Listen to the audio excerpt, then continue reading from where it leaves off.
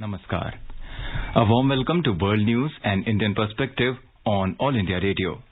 This is Abhineet Shukla and with me is Renuka bringing glimpses of the major developments of the day from across the globe. Over the next half an hour, we shall bring you the latest from the world of politics, economy, sports, entertainment and more. The headlines. Prime Minister Narendra Modi asserts that India is on its path as the world's fastest developing economy despite COVID-19 in his reply to the debate on the motion of thanks in the Lok Sabha.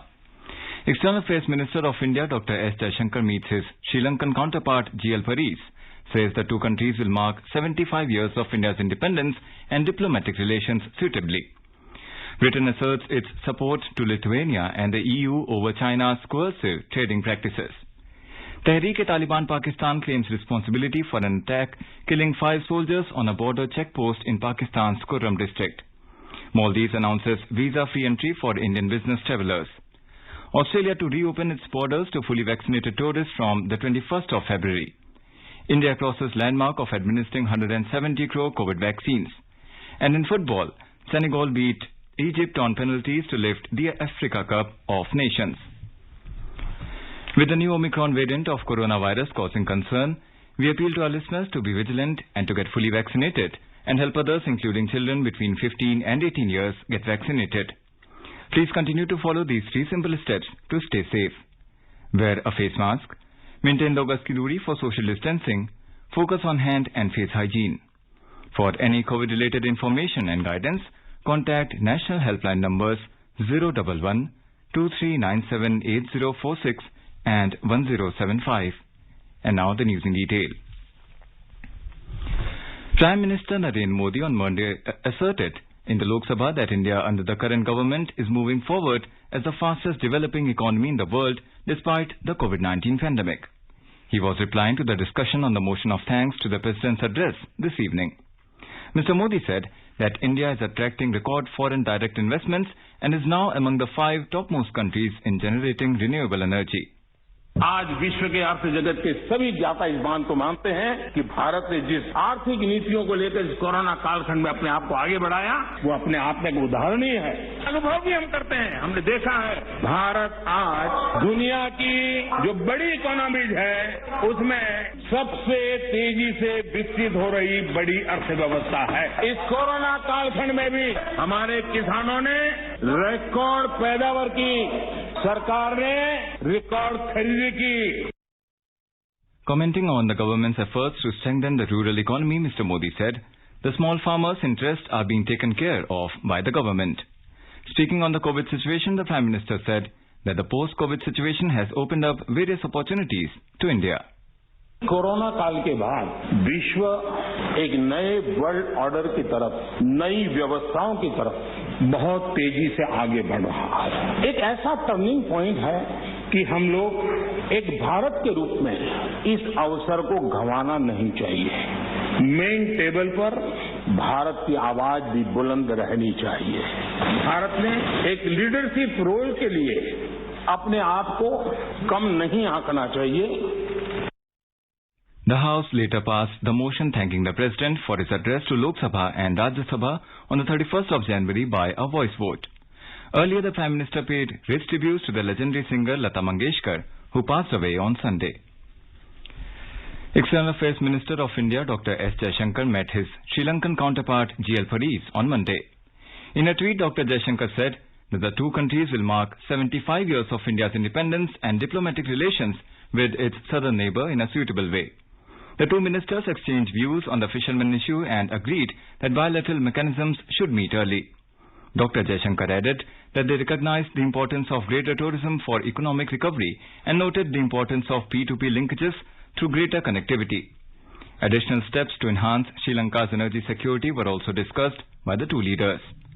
The visit comes just days after India and Sri Lanka signed a $500 million line of credit LOC agreement for the purchase of petroleum products.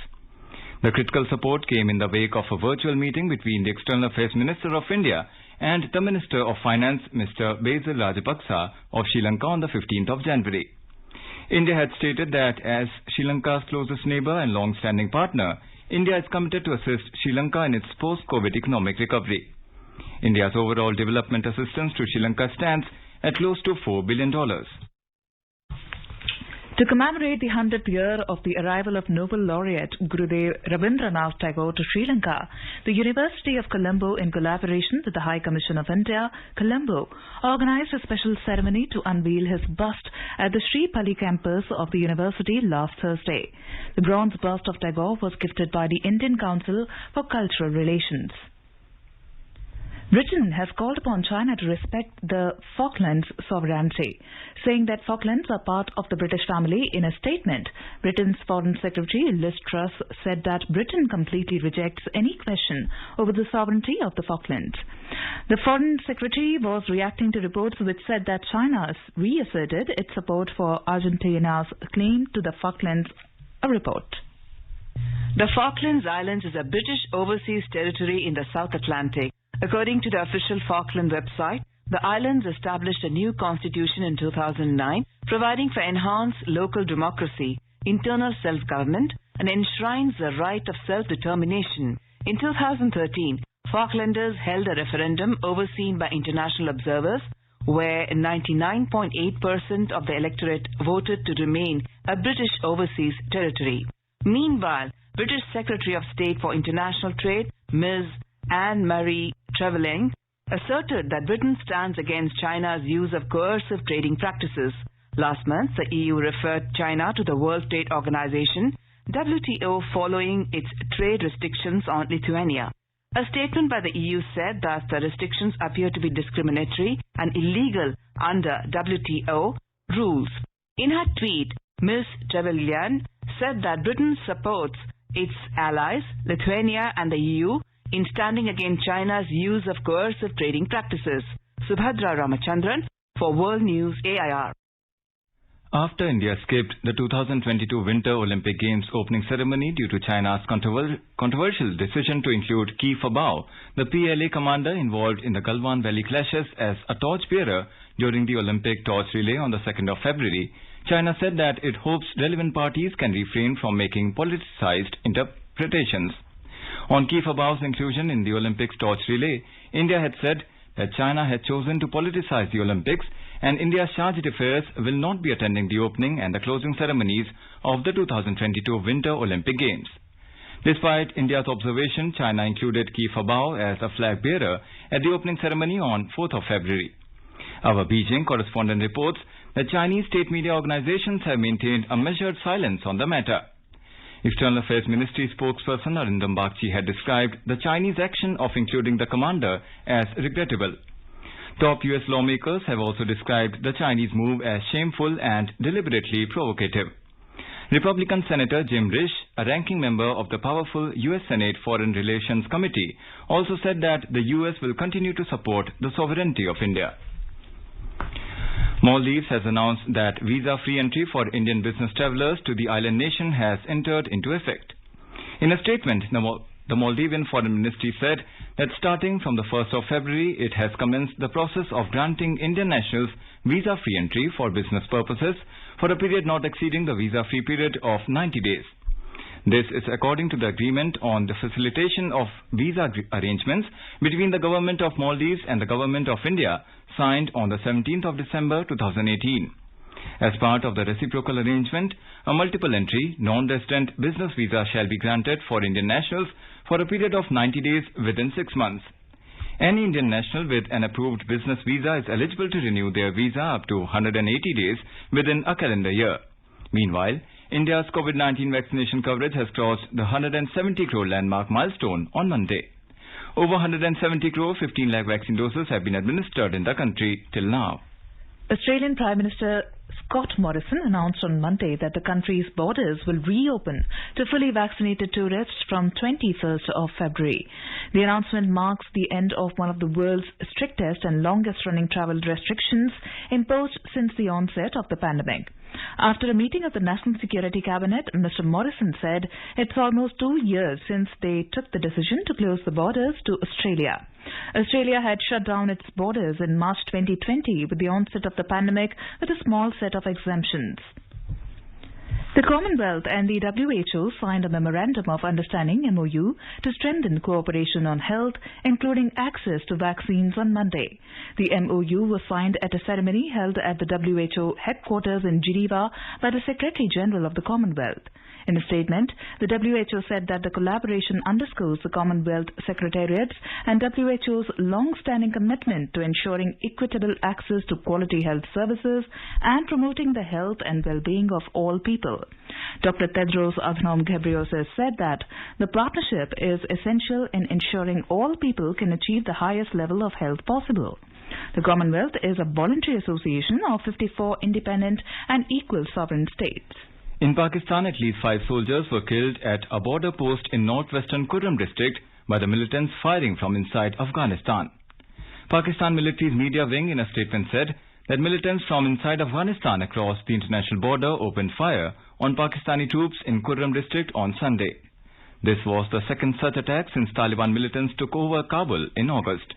The army added it retaliated, causing heavy casualties, but independent confirmation was not immediately possible because the districts along the mountainous Afghan border are off-limits to journalists and human rights organizations.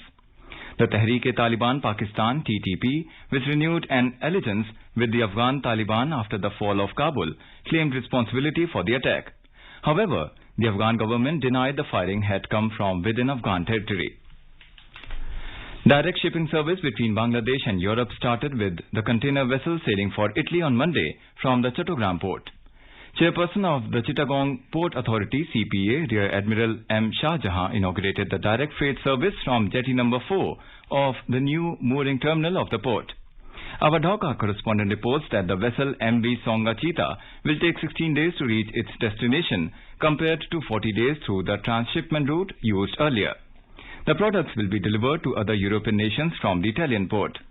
The direct freight service will also reduce the cost of shipment by close to 40%. The Asean-India High-Level Conference on Renewable Energy commenced on Monday.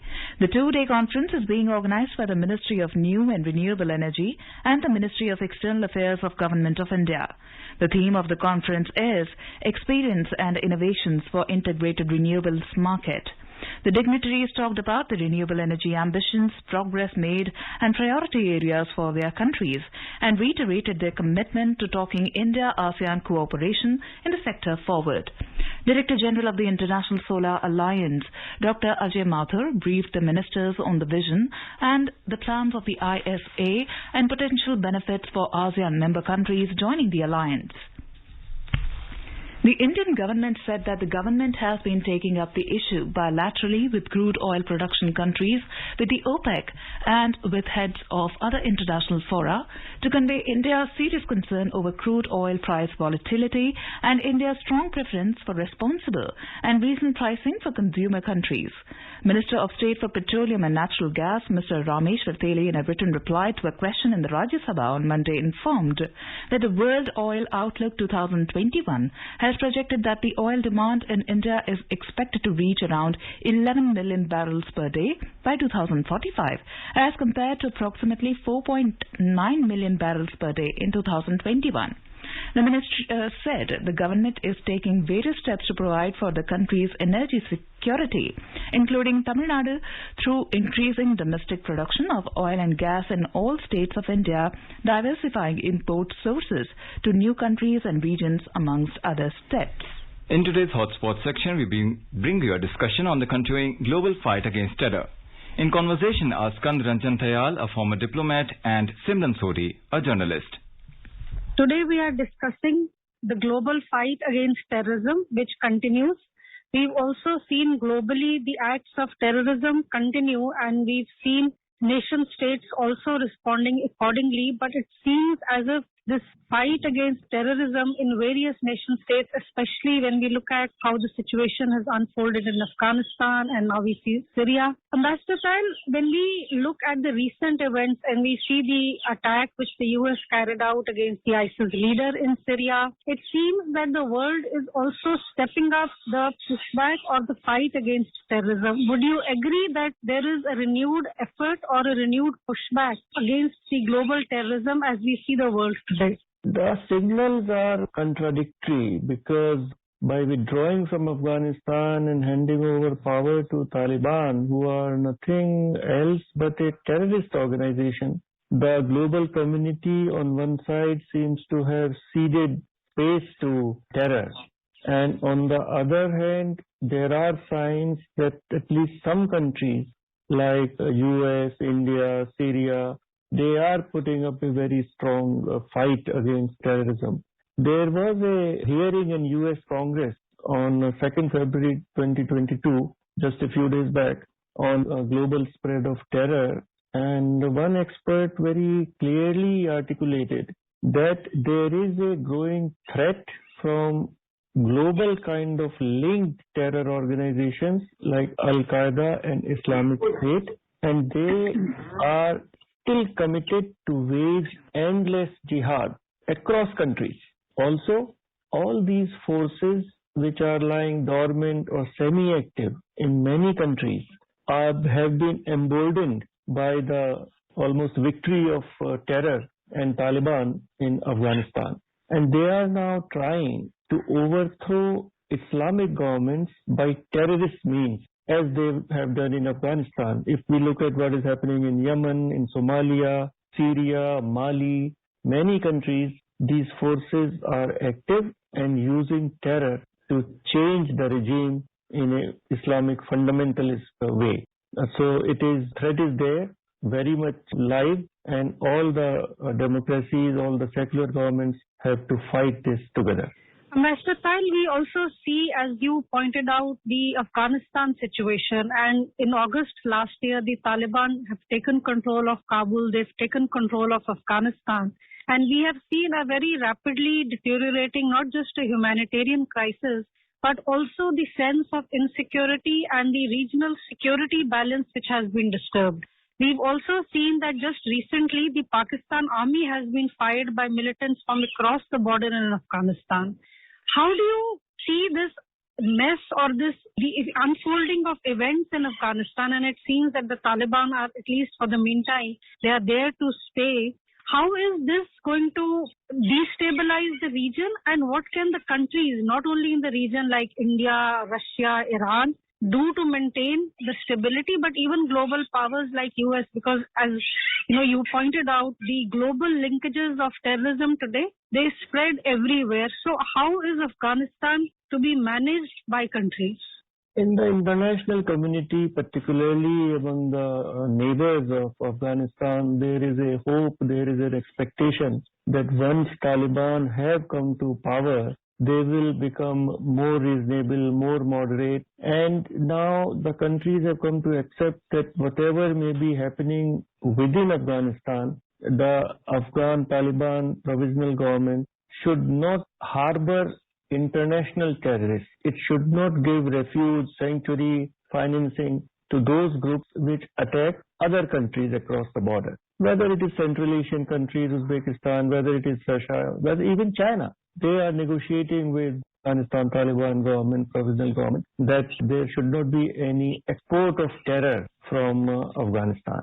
I believe there are two groups in Afghanistan, and one group is perhaps a little moderate and wants to consolidate power in Afghanistan. But the other group, and the very negative sign, is that the Haqqani group, which is very violent and absolutely a terrorist group, it has got very prominent position in the new Afghan security setup. So we will see terrorist attacks in Pakistan, as we saw just a few days back. And in Central Asia, there were reports that even on the 2nd, 3rd January disturbances in Kazakhstan, there were terrorist elements, and they had come, Islamic elements from Kyrgyzstan, even Afghanistan, who just took advantage of some civil unrest and attacked the police and killed the policemen. So these people are there, they are dormant, looking for an opportunity, and the Afghan government does not perhaps have the will or even the interest in controlling them. So it is an open question how much terror will emanate from Afghanistan to hurt the neighboring countries, whether it is India, whether it is Central Asian Republic, and perhaps even Pakistan. Versatile, when we speak of Afghanistan, we also discuss Pakistan because Pakistan is seen as one of the strongest supporters of Taliban. And there is a general feeling globally that the Taliban also derives their strength and their support from the establishment in Pakistan. But the Pakistan problem also becomes a little complex because we see how China is always backing Pakistan. And for India, this has been a very bitter experience. We've gone to the UN where we have tried to get terrorists designated. But China has always stepped in to defend Pakistan's interests, even when that in turn means supporting terrorist organizations. How do you feel globally the world can deal with this Pakistan-China collaboration or this partnership as we try to combat the terrorism at a global stage? The world, the international community fully understands that Pakistan is a state sponsor of terrorism. There are 34 terrorists in the UN Security Council global list of terrorists who are known to be in Pakistan. They have sanctuary in Pakistan. Many of them are openly living in Pakistan. There is Dawood Ibrahim, Masood Azhar of Jaish-e-Mohammed, Hafiz Saeed of Lashkar-e-Taiba, Zakiur Rahman, Lakhavi, and so many others. Now, the question is, and the international community has taken note. Financial Action Task Force, FATF, has put Pakistan on the grey list so that they are compelled to stop financing of terrorist efforts from the soil of Pakistan. But yes, they have protection of China, and it is very clear. It has been expressed both publicly and indirectly through their actions. We have seen in UN Security Council how China has again and again come to the help of Pakistan and Masood Azhar, Hafiz Saeed, and they have, with great difficulty, they were declared as international terrorists. But China problem is a bigger problem for the international community. Americans, West Europe, Philippines, Vietnam, India, we are all having problems with China in strategic sphere, in diplomatic sphere, and the support to Pakistan is a subset of that very reckless and aggressive behavior of the present Chinese leadership, which does not care for any international agreements and only wants to protect its protege, which is Pakistan. And it will be, of course, the international community must continue to apply pressure on Pakistan both directly and also on China to understand that this terrorism is a global problem. It can affect Chinese also, and entire world should stand together in this fight. But till now, China has not responded very positively to this international appeal. Mr. Payal, when we speak of global terrorism, we also look at the international institutions, global institutions like, for example, the UN. And the entire world, including India, looks at the United Nations to take actions which will help rein in the terrorists and terrorist organizations globally. But we've also seen that in the UNSC, when these matters come up, some countries do use their power of veto and things get delayed or things get stuck. How do you think the global institutions, international communities can come together more effectively to combat international terrorism? Because we've also seen that this is not an issue that concerns only India or only this region anymore. It is happening in Europe. We have seen terrorist attacks happening in Europe. We've seen the US taking its guards against terrorism after what happened on September 11th. So how do you feel that the global institutions maybe need to respond a little more differently to the challenges of global terrorism today? United Nations is unfortunately not as effective a body as all of us would have liked it to be. On terrorism, earlier when in the 1980s, in the 1990s, India was a victim of cross-border terrorism. And we all remember the UN Security Council and the international community did nothing to even understand what India was facing. And as you said, only after 11 September 2001 attacks on America, it dawned on West and particularly United States and international community that terrorism, particularly religion-driven, Islamic fundamentalist-driven terrorism, is a global menace It can affect any country, anywhere, whether it is Russia, in Chechnya, whether it is attacks, repeated attacks in France, in Belgium, in United Kingdom by these misguided Islamists. But on financial front, yes, United Nations and UN Security Council have taken some measures. The Financial Action Task Force has not yet declared Pakistan a blacklist, but it has put a lot of pressure on Pakistan, and they have been forced to revise their procedures, update their procedures so that the financial flows stop. But otherwise, as far as physical action is concerned, countries will have to act independently, as America has done in Syria. On 3rd February, they killed the ISIL head, Abu Ibrahim Qureshi, and we also will need to apply similar measures and take action on our own. We should not expect that any action will be against individual terrorists can be undertaken under the auspices of United Nations or any international organization. Ambassador Payal, very briefly, do you feel that countries, especially in our region, can form a policy or a way of dealing with terrorism in a way which is cooperative? For example, what we've seen happening in Afghanistan, do you feel that India, say Russia and Iran, for example, and the Central Asian nations can come together, have maybe a common approach on how you deal with the instability that is now spilling over because of the changes in Afghanistan? There can certainly be coordination because the Central Asian republics are very secular. Well, all the 5 republics, they are Islamic Muslim majority populations, but their constitution as well as all practices are very secular. Similarly, Russia has some provinces which are Muslim majority in Dagestan and Chechnya, etc. And they face a problem from Islamic fundamentalism. So yes, there is a lot of room for India to coordinate its actions with these countries. But unfortunately, Taliban are under partial control of the ISI of Pakistan, and ISI's main enemy in their own eyes is India, and therefore even if we coordinate with Central Asian countries, Russia, etc., the Taliban may disallow terrorist attacks in those countries, but under the influence of Haqqani network, under the patronage of ISI, they may not stop terrorist activities and terrorist groups acting against India from their territory. Against them, we will have to take action ourselves. And in the coming days, we will continue our discussions on the terrorist organizations and the global efforts to rein them in, as well as the developments emanating out of Afghanistan. With these comments, we bring today's discussion to an end. Thank you. Thank you. This is All India Radio giving you the news. For quick news updates round the clock, follow us on Twitter at AIR News Alerts. Moving on to sports, in football, Senegal came out on top in the penalties as they triumphed 4-3 in the shootout after a goalless draw with Egypt in 120 minutes in the Africa Cup of Nations final Sunday night.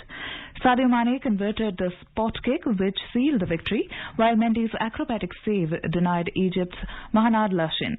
The save swung the penalty shootout decisively in Senegal's favour. Now let's take a look at the major developments around the world as reported in the foreign press. AFP reports that Chinese city of 3.5 million near the border with Vietnam was on lockdown Monday after more than 70 coronavirus cases were detected over the past 3 days. Kathmandu Post writes that Nepal government has announced local level elections for May 13th in one phase as per the recommendation of the Election Commission. Bangladesh reported 38 deaths and 9,369 COVID-19 cases over the last 24 hours on Monday, its highest single death in over 20 weeks according to Prothom Olo. ANI headlines reads signs of rift emerges between Pakistan and Taliban. A quick look at the headlines once again. Prime Minister Narendra Modi asserts that China is on its path as India is on its path as the world's fastest developing economy despite COVID-19 in his reply to the motion of thanks in the Lok Sabha. External Affairs Minister of India Dr. S. Jaishankar meets his Sri Lankan counterpart GL Paris, says the two countries will mark 75 years of India's independence and diplomatic relations suitably. Britain asserts its support to Lithuania and the EU over China's coercive trading practices. Tehreek-e-Taliban Pakistan claims responsibility for an attack killing 5 soldiers on a border checkpost in Pakistan's Kurram district. Maldives announces visa-free entry for Indian business travellers. Australia to reopen its borders to fully vaccinated tourists from the 21st of February. India crosses landmark of administering 170 crore COVID vaccines. And in football, Senegal beat Egypt on penalties to lift the Africa Cup of Nations. And with that, we end this bulletin. We will be back at the same time tomorrow with the next edition of World News.